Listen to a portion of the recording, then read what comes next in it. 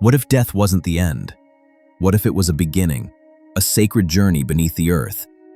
For the MEXICA, whom we often call the Aztecs, death was not a final moment. It was a sacred transition. According to MEXICA belief, the journey through Mictlán lasted 4 years. It wasn't something to fear. It was a natural part of life. Understanding this path helped the soul reach peace. Mictlán wasn't heaven or hell. It was something else entirely. A place of balance, challenges, and transformation, not ruled by demons, but filled with meaning. This is the journey your soul would take, unless you died in battle, in childbirth, or by lightning. This is the path most people walked. 9 levels, 4 years. Each step stripping away something, not out of cruelty, but out of necessity. The Aztecs believed that to reach peace, you had to pass through shadow. Let's start at the moment of death. When a person died, their family held sacred funerary rites, wrapping the body in cloth, offering food and drink, burning copal incense. But these weren't just acts of mourning. They were preparations for the journey ahead. The soul didn't depart right away.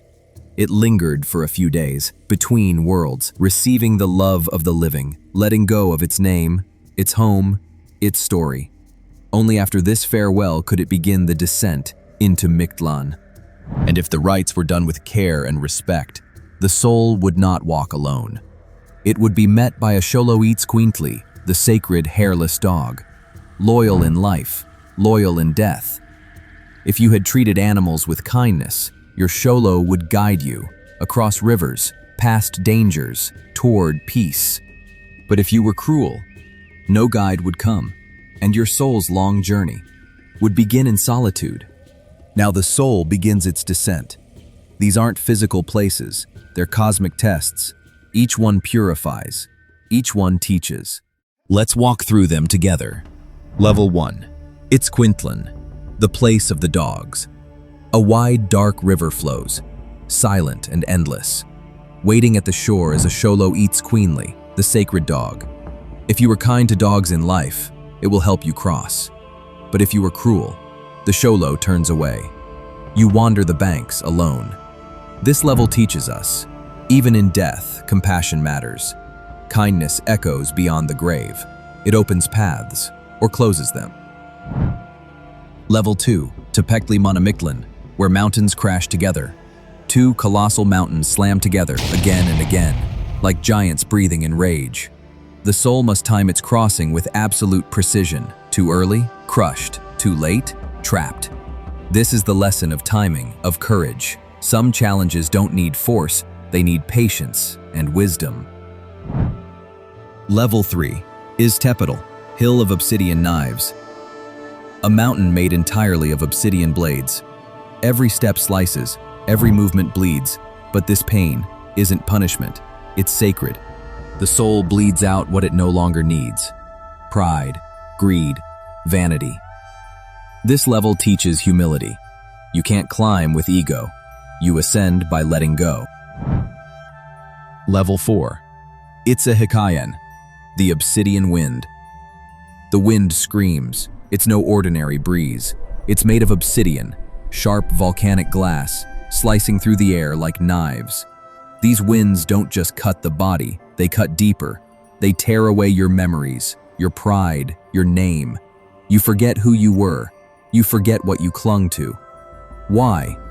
Because to pass through Itzahikayan, the soul must surrender all illusion. In life, we define ourselves by status, titles, even pain, but none of that survives here. This level teaches that to move forward, we must release what we think we are. Only the essential remains. Only the eternal endures.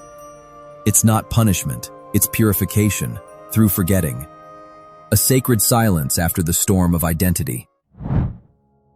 Level 5, Pangquetlacaloyan, where people turn like banners. The soul enters a powerful windstorm. You are lifted, tossed, spun in circles, like a banner whipped around by the wind.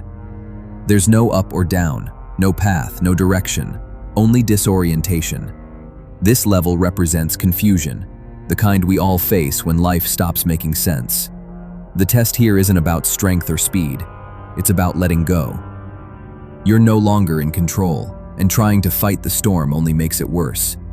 To move forward, you must find peace within the chaos. Breathe. Center yourself. Accept the unknown. Because not everything in life or death can be understood. Sometimes, the only way out is surrender. Level 6. Arrows rain from the sky, endlessly.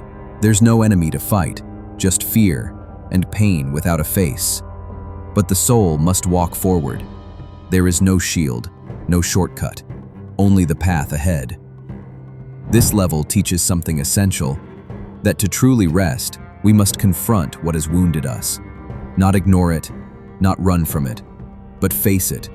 Fully aware, fully present, because pain that is denied controls us, but pain that is walked through transforms us. Endurance isn't just about surviving, it's about choosing to heal, one step at a time, even when it hurts. Only then can the soul move on. Level 7. Teyolo Kwaloyan, where hearts are eaten. Here, the soul offers its heart, the Yolotl, to the gods. But this isn't punishment. The heart was never fully yours. It was a sacred flame, borrowed from the sun.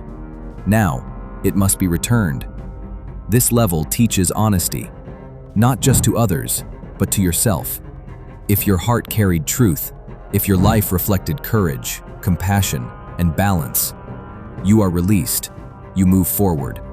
But if the heart was filled with lies, selfishness, or harm, the soul cannot continue. It remains, not as a punishment, but because it still has something to learn. Level 8. Itzpep Kloyan, the obsidian mirror. You stand before a mirror, but not just any mirror. It's made of obsidian, dark and ancient, and what you see is not who you pretend to be, not your name, not your status, not the version of yourself you showed the world. You see your true self, every truth, every flaw, no mask, no excuses, no story to hide behind. This is the level of honest reflection. Here, the ego, the part of you built on pride and illusion, must die. Because to reach peace, you must see yourself clearly and accept what you find, not with shame, but with understanding. Only then can the soul move on. Level 9. Chikuna Mictlán, the place of the 9 waters. The wind is gone, no more trials, only stillness. You step into a vast expanse of calm, dark water. There is no fear, no pain, no need to run anymore. Mictlán Tecutli and Mictecachihuatl, the Lord and Lady of Death, await you. But they do not punish, they do not speak, they simply open their arms. Your soul enters the sacred waters, and slowly, gently, you dissolve. Not in despair, but in peace. You are no longer a name, a role, a memory. You are part of the earth now, part of the stars, part of everything. This is not the end. This is return. This is balance, restored. This is eternal rest. Each level stripped the soul of what it no longer needed: ego, fear, confusion, until only truth remained. And maybe that's still true in real life.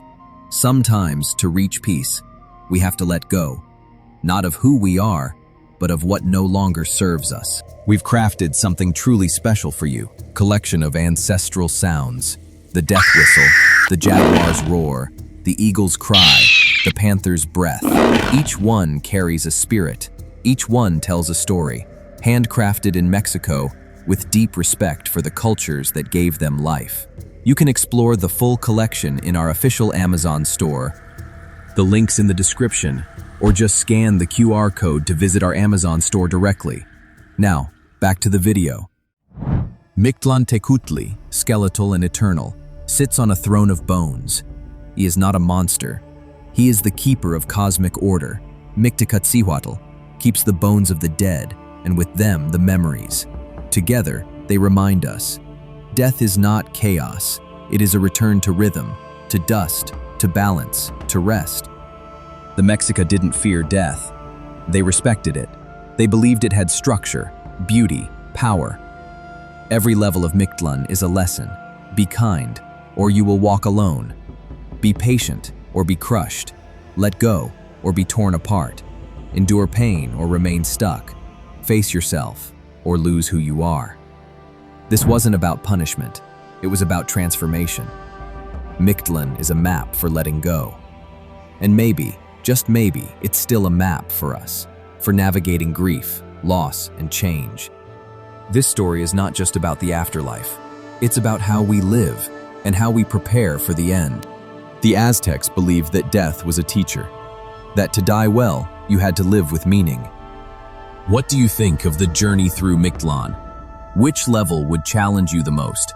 Let us know in the comments. And if this helped you connect with your roots or opened your mind to the wisdom of ancient Mexico, please consider liking and subscribing. That means the world to us. Thank you for watching and for honoring the past with us.